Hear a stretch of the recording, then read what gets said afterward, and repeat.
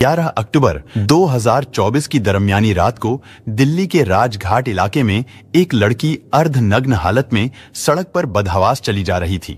उसके निजी अंगों से खून बह रहा था। वो उसी अवस्था में, यानी बिना कपड़ों के ही लगभग 6 किलोमीटर का सफर पैदल ही तय करती है। ज्यादा तकलीफ होने की वजह से वो ठीक से चल भी नहीं पा रही थी। लेकिन सबसे अजीब बात यह है कि उस रास्ते से आते जाते राहगीर भी उस लड़की को ऐसी हालत में देख रहे थे। साथ ही कई बसें, कई गाड़ियां, ऑटो और बाइक सवार लोग भी उस जगह से गुजर रहे थे।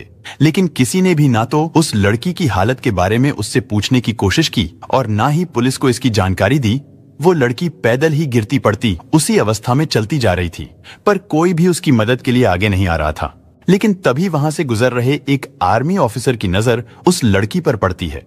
उस आर्मी ऑफिसर ने कॉल करके पुलिस को बताया कि सड़क किनारे एक महिला गंभीर रूप से घायल अवस्था में पड़ी है, जिसने लाल रंग का कुर्ता पहना हुआ है। उसके शरीर के निजी अंगों से बहुत ज्यादा खून बह रहा है। घटना की जानकारी मिलते ही पुलिस की एक टीम मौके पर पहुंचती है। वहां लाल कुर्ते में एक महिला मौजूद थी, जिसकी हालत को देखकर लग रहा था कि उसके साथ दरिंदगी और मारपीट की गई है। उस समय वो लड़की ये बताने की स्थिति में नहीं थी कि आखिर उसके साथ उस रात क्या हुआ था, लेकिन फिर भी उसके कुछ टूटे फूटे शब्दों से पुलिस ने अंदाजा लगा लिया था कि उसकी इस हालत के लिए कई लोग जिम्मेदार हैं। इसके बाद पुलिस ने लड़की को तुरंत हॉस्पिटल में भर्ती कराया। साथ ही पीड़िता को इंसाफ दिलाने के लिए पुलिस ने सनलाइट कॉलोनी पुलिस स्टेशन में सामूहिक दुष्कर्म का मामला दर्ज करके आगे की जांच शुरू कर दी। अपराधियों का पता लगाने के लिए पुलिस की कई टीमें बनाई गई। इसके बाद पुलिस उस लड़की से एक बार फिर पूछताछ करने की कोशिश करती है, लेकिन अब भी उस लड़की की मानसिक स्थिति ऐसी नहीं थी कि वो किसी को कुछ बता सके, क्योंकि वो लड़की पुलिस वालों को देखकर घबरा जाती थी और जोर जोर से रोने लगती थी। इसके बाद उस लड़की से पूछताछ का जिम्मा एक महिला पुलिस को सौंप दिया गया। महिला पुलिसकर्मी उस लड़की के पास सादे कपड़ों में एक समाज सेवी बनकर जाती है। वो कई दिनों तक हॉस्पिटल में उसके पास जाती रही, उसका हाल चाल लेती रही। वो महिला सिपाही उसका बहुत अच्छे से ख्याल रख रही थी, जिसकी वजह से वो लड़की उसे अपनी हमदर्द समझने लगी थी। और फिर एक दिन महिला सिपाही के पूछने पर लड़की ने जो बताया, उसे सुनकर महिला पुलिस भी कांप गई। लड़की ने रोते हुए बताया कि वो उड़ीसा की रहने वाली है। वो भुवनेश्वर में एक यूनिवर्सिटी से सामाजिक कार्य में मास्टर यानी एमए कर चुकी है। साथ ही उसने नर्सिंग का कोर्स भी किया है। इसी बीच दिल्ली में रहने वाली उसकी एक दोस्त ने लड़की को फोन किया। उसकी दोस्त ने उससे कहा कि अगर तुम्हें एक अच्छा करियर बनाना है तो तुम उड़ीसा को छोड़कर यहाँ दिल्ली आ जाओ। क्योंकि वो लड़की होनहार और होशियार थी, इसलिए अपनी दोस्त के कहने पर एक अच्छे करियर के लिए उड़ीसा से दिल्ली आ गई। वो पिछले 8 सालों से दिल्ली के सामाजिक क्षेत्र में लोगों के लिए समाज सेवी का काम कर रही थी।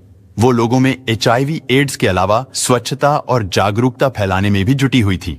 लेकिन दिल्ली में वो जिस दोस्त के कहने पर आई थी, थोड़े दिन बाद ही उसने लड़की को अपने साथ रखने से इनकार कर दिया था। उसकी दोस्त ने उस बेचारी को दिल्ली जैसे शहर में दर दर की ठोकरें खाने के लिए अकेला छोड़ दिया था। इसके बाद वो लड़की कभी बस स्टॉप पर रहती, कभी रेलवे स्टेशन पर, तो कभी फुट ओवरब्रिज जैसे सार्वजनिक स्थानों पर रहने लगी। लेकिन 11 अक्टूबर की रात को जब उसे कहीं भी रात गुजारने का ठिकाना नहीं मिला, तो वो राजघाट इलाके में किसी आसरे की तलाश में सुनसान रोड से गुजर रही थी। उसने बताया कि उसे कुछ धुंधला सा याद है। उसके साथ दरिंदगी करने वाले 3 लोग थे, जिनमें एक ऑटो ड्राइवर भी शामिल था।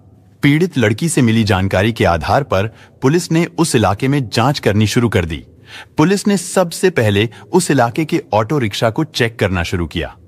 लगभग 150 से ज्यादा ऐसे ऑटो रिक्शा को चेक किया गया जो लड़की की बताई जानकारी से मेल खाते थे। साथ ही पुलिस ने सराय काले खां से करीब 10 किलोमीटर के दायरे में रिंग रोड पर लगे सभी CCTV कैमरों को भी खंगालना शुरू किया, जिसमें पुलिस ने करीब 700 से भी ज्यादा CCTV कैमरों की फुटेज खंगाली, ताकि आरोपियों तक पहुंचने के लिए कोई सुराग मिल सके।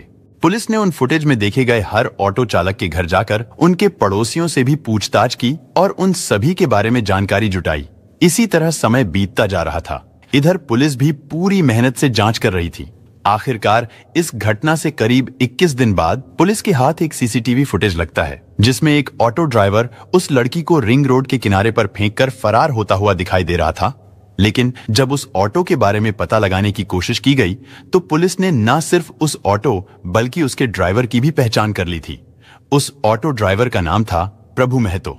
इसके बाद पुलिस ने प्रभु महतो को अरेस्ट कर लिया और फिर उसे पुलिस स्टेशन लाकर उससे पूछताछ की गई। पूछताछ के दौरान पता चला कि इस घिनौने काम में वो अकेला नहीं है, बल्कि उसके साथ 2 लोग और भी शामिल थे, जिनमें एक आरोपी का नाम शमशुल और दूसरे का नाम प्रमोद है। उन दोनों के बारे में पता चलते ही पुलिस ने उन्हें भी तुरंत अरेस्ट कर लिया।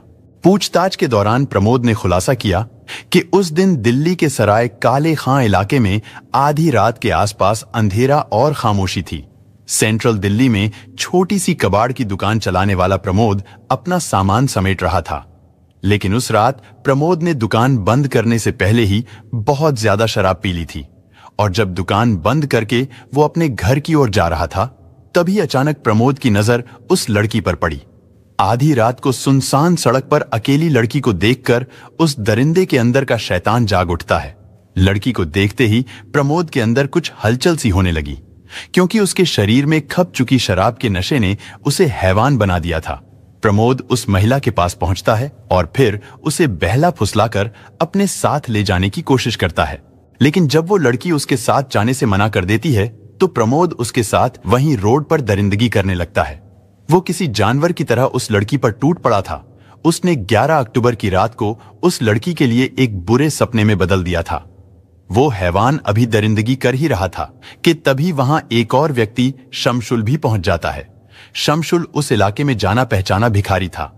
वो दोनों टांगों से विकलांग है, लेकिन दिमाग से वो शैतान और राक्षस था। प्रमोद को उस लड़की के साथ गंदा काम करते देख शमशुल भी हैवान बन गया था। वो भी प्रमोद के साथ इस गंदे और घिनौने काम में शामिल हो गया और अब उन दोनों ने महिला की कमजोरी का फायदा उठाया। वो दोनों उसे खींचकर झाड़ियों में ले जाते हैं। वहां पर उन दोनों ने बारी बारी से उसके साथ रेप किया। वो लड़की चीख रही थी, चिल्ला रही थी, लेकिन वहां उसकी चीखों पुकार सुनने वाला कोई नहीं था। उस लड़की के प्राइवेट पार्ट से खून बहने लगा था, लेकिन उन दोनों ने उस लड़की की परेशानी की कोई परवाह नहीं की। वो लोग उसकी इज्जत को तार तार करते रहे। धीरे धीरे रात ढलती जा रही थी। इसी बीच प्रभु महतो नाम का एक ऑटो ड्राइवर भी अपने ऑटो रिक्शा से उस इलाके से गुजर रहा था। उसे लड़की के चीखने की आवाज सुनाई दी तो उसने ऑटो को वहीं पर रोक दिया, लेकिन तभी अचानक उसने देखा कि रोड के पास वाली झाड़ियों में 2 लोग एक लड़की के साथ गंदा काम कर रहे हैं। प्रभु महतो भी लड़की की मदद करने के बजाय बड़ी ही बेशर्मी से वहां जाकर प्रमोद और शमशुल के साथ इस दरिंदगी में शामिल हो गया। वो भी उस महिला के जिस्म से खेलने लगा। उन तीनों ने उसके साथ फिर से गैंग किया, लेकिन प्रभु महतो यहां पर भी नहीं रुका। उसने लड़की को जबरदस्ती अपने ऑटो में बैठा लिया। वो बेचारी तो पहले से ही सदमे में थी। उसकी हालत इतनी खराब हो चुकी थी कि अब उसमें विरोध करने की बात तो दूर, चीखने की भी ताकत नहीं बची थी। महतो ने उसकी हालत का फायदा उठाया और अंधेरे की आड़ में वो अपने ऑटो को दूसरे सुनसान इलाके में लेकर गया। वहां पर उसने फिर से लड़की के साथ गलत काम किया और जब उसे लगा अब कुछ ही देर में सुबह होने वाली है तो प्रभु महतो फिर से उसे अपने ऑटो में डालकर सराय काले खां की तरफ ले गया। इसके बाद उसने एक सुनसान जगह देखकर लड़की को सड़क किनारे ऐसे फेंक दिया जैसे वो कोई फेंकने वाली चीज हो। इसके बाद प्रभु महतो वहां से फरार हो गया और जब लड़की रात में सड़क पर भटक रही थी तभी भारतीय वायुसेना के एक अधिकारी ने उसे देखा और पुलिस कंट्रोल रूम को सूचना दे दी, जिसके बाद पुलिस लड़की को इलाज के लिए एम्स हॉस्पिटल ले गई, जहां पर उस लड़की का अभी भी इलाज चल रहा है। इधर पुलिस ने 21 दिनों तक चली जांच के बाद तीनों आरोपियों को अरेस्ट कर लिया था। साथ ही इस मामले से जुड़े अहम सबूत भी जुटाए गए, जो उन तीनों आरोपियों को कड़ी से कड़ी सजा दिलाने के लिए कोर्ट में पेश किए जाएंगे। साथ ही वारदात में इस्तेमाल किए गए ऑटो रिक्शा को भी जब्त कर लिया गया था। फिलहाल इस घटना के बारे में बात करें तो अरेस्ट किए गए आरोपियों में कोटला मुबारकपुर निवासी प्रभु महतो, नरेला का रहने वाला प्रमोद उर्फ बाबू और गांधीनगर के रहने वाले शमशुल को जेल भेज दिया गया है। वैसे तो सजा देने का काम अदालत का है, लेकिन अगर उन तीनों पर अपराध साबित हो जाता है तो आपके हिसाब से उन दरिंदों को क्या सजा मिलनी चाहिए? दोस्तों, इस घटना को सुनाने का उद्देश्य किसी का दिल दुखाना नहीं है, किसी को परेशान करना नहीं, बल्कि आपको जागरूक करना है, आपको सचेत करना है। दोस्तों, इस पूरी घटना के बारे में आपकी क्या राय है? कमेंट बॉक्स में जरूर बताएं और अगर हमारी मेहनत पसंद आई हो तो इस वीडियो को लाइक करते हुए शेयर भी करें। अगर आपने अब तक चैनल को सब्सक्राइब नहीं किया है तो हमारे चैनल को सब्सक्राइब कर लीजिए। धन्यवाद।